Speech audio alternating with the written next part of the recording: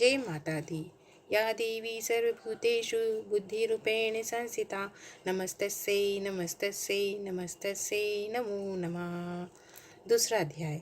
देवताओं के तेज से देवी का प्रादुर्भाव और महिषासुर की सेना का वध। महर्षि मेधा बोली, प्राचीन काल में देवताओं और असुरों में पूरे 100 वर्षों तक घोर युद्ध हुआ था। उनमें असुरों का स्वामी महिषासुर था और देवराज इंद्र देवताओं के नायक थे। इस युद्ध में देवताओं की सेना परास्त हो गई थी। इस प्रकार संपूर्ण देवताओं को जीत महिषासुर इंद्र बन बैठा था। युद्ध के बाद हारे हुए देवता प्रजापति श्री ब्रह्मा को साथ लेकर उस स्थान पर पहुंचे जहां भक्त भगवान शंकर विराजमान थे। देवताओं ने अपनी हार का सारा वृत्तांत भगवान श्री विष्णु और शंकर जी से कह सुनाया। वह कहने लगे, हे प्रभु, महिषासुर ये सूर्य, इंद्र, अग्नि, वायु, चंद्रमा, यम, वरुण, अन्य देवताओं के सब अधिकार छीन कर सबका अधिष्ठाता स्वयं बन बैठा है।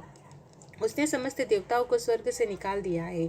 वह मनुष्यों की तरह पृथ्वी पर विचर रहा है। दैत्यों की सारी करतूत हमने आपको सुना दी है। आपकी चरण में हम आए हैं। आप अब उनके वध का कोई उपाय सोचे। देवताओं की बातें सुनकर भगवान श्री विष्णु और शंकर जी को दैत्यों पर बड़ा गुस्सा आया। उनकी भौहें तन गई और आंखें लाल हो गई। गुस्से में भरे हुए भगवान विष्णु के मुख से बड़ा भारी तेज निकला और उसी प्रकार का तेज भगवान शंकर, ब्रह्मा और इंद्र आदि दूसरे देवताओं के मुख से प्रकट हुआ। फिर वह सारा तेज एक में मिल गया और वह तेज एक पुंज जैसा दिखता था, जैसे कि ज्वाला में पर्वत हो। देवताओं ने देखा कि उस के पर्वत की ज्वाला चारों ओर फैली हुई थी और देवताओं के शरीर से एकत्र हुए तेज की किसी अन्य तेज से तुलना नहीं हो सकती थी। एक स्थान पर इकट्ठा होने पर वह तेज एक देवी के रूप में परिवर्तित हो गया और अपने प्रकाश से तीनों लोकों में व्याप्त जान पड़ा। वह भगवान शंकर का तेज था। उससे देवी का मुख प्रकट हुआ। यमराज के तेज से सिर के बाल बने। भगवान विष्णु के तेज से उनकी भुजाएं बनी। चंद्रमा के तेज से दोनों स्तन बने।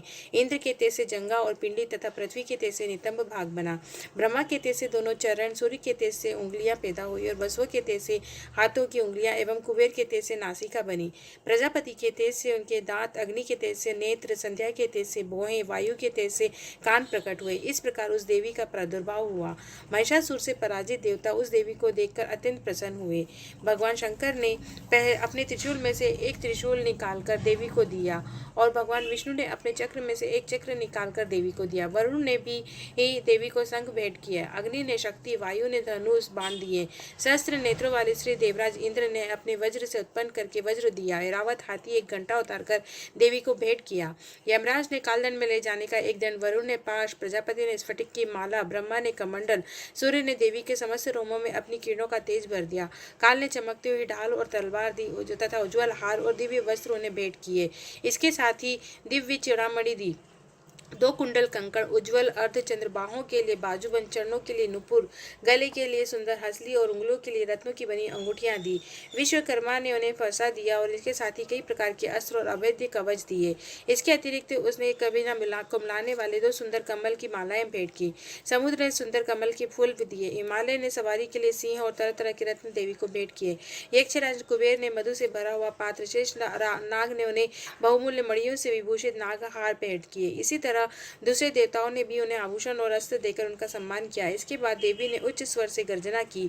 उनकी भयंकर नाद से आकाश गूंज उठा। देवी का वह उच्च स्वर से किया हुआ सिंहनाद समा न सका। आकाश उनके सामने छोटा प्रतीत होने लगा। उससे बड़े जोर की प्रतिध्वनि हुई, जिससे समस्त विश्व में हलचल मच गई और समुद्र कांप उठा। पृथ्वी डोलने लगी और सबके सब पर्वत हिलने लगे। देवता ने उस समय प्रसन्न हो सी वाणी जगत में देवी से कहा, हे देवी, तुम्हारी जय हो। इसके साथ महर्षियों ने भक्ति भाव से विनम्र होकर उनकी स्तुति की। संपूर्ण त्रिलोकी को शोकमग्न देखकर दैत्यगण अपनी सेनाओं को साथ लेकर हथियार आदि सजाकर उठ खड़े हुए। महिषासुर के क्रोध की कोई सीमा नहीं थी। उसने क्रोध में भरकर कहा, यह सब क्या उत्पात है। फिर वह अपनी सेना के साथ उस दौड़ा जिस ओर से भयंकर नाद सुनाई दे रहा था और आगे पहुंचकर उसने देवी को देखा, जो अपनी प्रभा से तीनों लोगों को प्रकाशित कर रही थी। उसके चरणों के भार से पृथ्वी दबी जा रही थी। माथे के मुकुट से आकाश में रेखा बन रही थी और उसके धनुष की टंकार से सब लोग क्षुब्ध हो रहे थे। देवी अपनी सहस्त्र भुजाओं को संपूर्ण दिशाओं में फैलाए हुए खड़ी थी। इसके बाद उनके दैत्य के साथ युद्ध छिड़ गया और कई प्रकार के अस्त्र शस्त्र से सबका सब दिशाएं उद्भाषित होने लगी। महिषासुर की सेना का सेनापति चिक्षु नामक एक महान असुर था। वह आगे बढ़कर देवी के साथ युद्ध करने लगा और दैत्यों की चतुरंगिनी सेना साथ लेकर चामर भी लड़ने लगा। 60,000 महारथियों को साथ लेकर उदग्र नामक महादेव आकर युद्ध करने लगा। महाहनु नामक असुर 1 करोड़ रथियों को साथ लेकर, असिलोमा नामक असुर 5 करोड़ सैनिकों के साथ लेकर युद्ध करने लगा। वास्कल नामक असुर 60 लाख असुरों के साथ युद्ध में आ डटा। विडाल नामक असुर 1 करोड़ रथियों सहित लड़ने के लिए तैयार था। इन सबके अतिरिक्त और भी हजारों असुर हाथी घोड़ा लेकर लड़ने लगे। इनके बाद महिषासुर करोड़ों रथों, हाथी, घोड़े सहित वहां आकर देवी के साथ युद्ध करने लगा। सभी असुर तोमर, भिंदीपाल, शक्ति, मुसल, खड़ग, परशु, पट्टियों के साथ रणभूमि में देवी के साथ युद्ध करने लगे। कई शक्तियां फेंकने लगे और अन्य शास्त्रादि। इसके बाद सबके सब देवते अपनी अपनी तलवार हाथों में लेकर देवी की ओर दौड़े और उसे मारने का उद्योग करने लगे। मगर देवी ने क्रोध में भरकर खेल ही खेल में उनके सब अस्त्र शस्त्र को काट दिया। इसके बाद ऋषि और देवता ने देवी की स्तुति आरंभ कर दी और वह प्रसन्न होकर देवता असुरों के शरीर पर अस्त्र शस्त्र की वर्षा करने लगी। देवी का वाहन भी क्रोध में भरकर दैत्य सेना में इस प्रकार विचरने लगा मानो दावानल फैल रहा हो। युद्ध करती हुई देवी ने क्रोध में भरकर जितनी सांसों को छोड़ा वह तुरंत ही सैकड़ों से हजारों गणों के रूप में परिवर्तित हो गए। फर्शे, बिंदीपाल, खड़ग, पट्टिश इत्यादि अस्त्रों के साथ दैत्यों के साथ युद्ध करने लगी। देवी की शक्ति से आग बढ़े हुए वह गण दैत्यों का नाश करते हुए ढोल, शंख, मृदंग आदि बजा रहे थे। तदंतर देवी त्रिशूल, गदा, शक्ति, खड़ग इत्यादि से सहस्त्र असुरों को मार डाला। कितनों को घंटे की भयंकर आवाज से ही यमलोक पहुंचा दिया। कितने ही असुरों को उनके पास में बांधकर पृथ्वी पर धर घसीटा। कितनों को अपनी तलवार से टुकड़े टुकड़े कर दिया और कितनों को गदा की चोट से धरती पर सुला दिया। कई दैत्य मूसल की मार से घायल होकर रक्त वमन करने लगे और कई शूल से छाती फट जाने के कारण पृथ्वी पर लेट गए और कितने ही की बाण वर्षा से कमर टूट गई। देवता को पीड़ा देने वाले दैत्य कट कट कर मरने लगे। कितनों की बाहें अलग हो गई, कितनों की ग्रीवाएं कट गई, सर कटकर भूमि पर लुढ़क गए। वह शरीर बीच में से कट गया और जंघाएं कट गई। वह पृथ्वी पर गिर पड़े। कितने के सिर पैरों के कटने पर भी भूमि से उठ खड़े हुए और अस्त्र शस्त्र हाथ में लेकर देवी से लड़ने लगे। कई दैत्यगण भूमि में बाजों की ध्वनि के साथ नाच रहे थे। कई असुर जिनके सिर कट चुके थे बिना सर के धड़ के ही हाथ में शस्त्र ले लड़ रहे थे। दैत्य रह रहकर ठहरो ठहरो कहते हुए देवी को युद्ध के लिए ललकार रहे थे। जहां पर यह घोर संग्राम हुआ वहां की भूमि रथ, हाथी, घोड़े असुरों की लाशों से भर गई। असुर सेना के बीच में रक्तपात होने के कारण रक्त की नदियां बह रही थी। इस तरह देवी ने असुरों की विशाल सेना को क्षण भर में नष्ट कर डाला। देव और देवी की सिंह का गर्दन के बालों को हिलाता हुआ बड़ा शब्द करता हुआ असुरों के शरीर से मानो उनके प्राणों को ढूंढ रहा था। वहां देवी की गणों ने दैत्य के साथ युद्ध किया तथा देवताओं ने प्रसन्न होकर आकाश से उन पर पुष्प वर्षा की। जय माता दी। तीसरा अध्याय, सेनापतियों सहित महिषासुर का वध।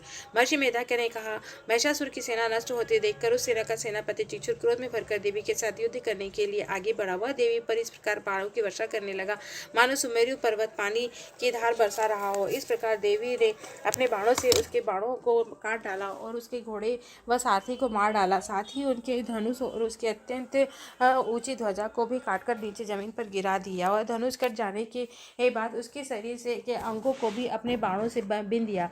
धनुष, घोड़े और हाथ सारथी के नष्ट हो जाने पर वह असुर ढाल और तलवार लेकर देवी की तरफ आया।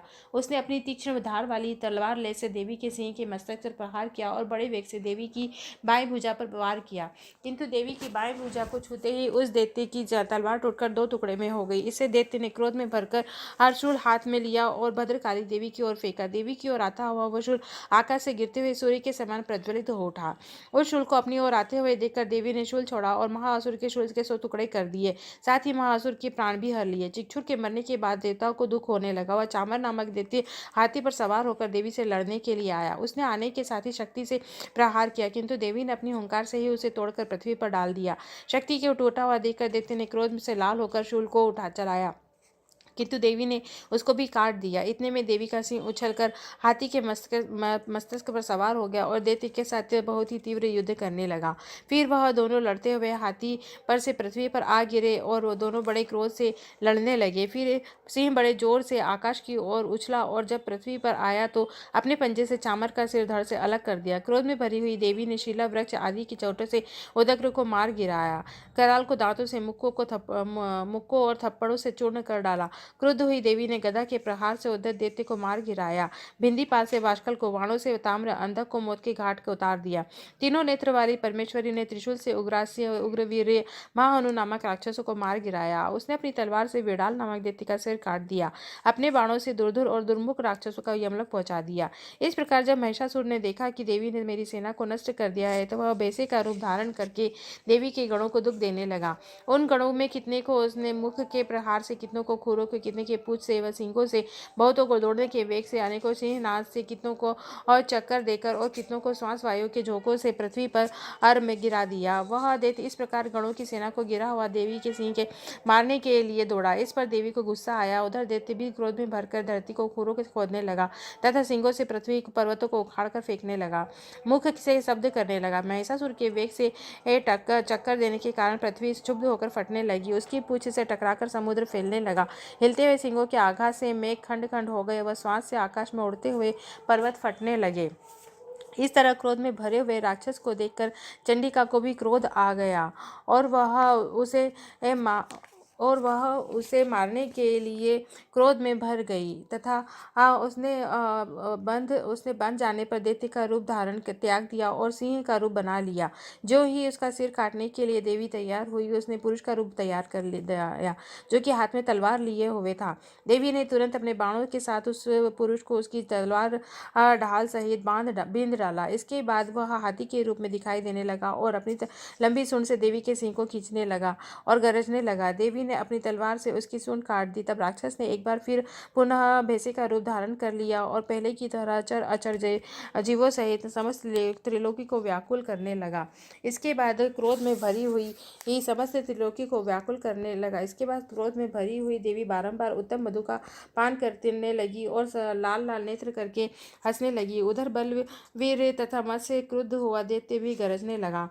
वो अपने सिंगों से देवी पर पर्वतों को फेंकने लगा। देवी ने अपने बाणों से उसके फेंके हुए पर्वत को चूर्ण कर दिया और बोली, हे मूढ़, जब तक मैं मधुपान कर रही हूँ तो गरज ले। इसके बाद मेरे हाथों तेरी मृत्यु हो जाने पर देवता गरजेंगे। महर्षि मेधा ने कहा।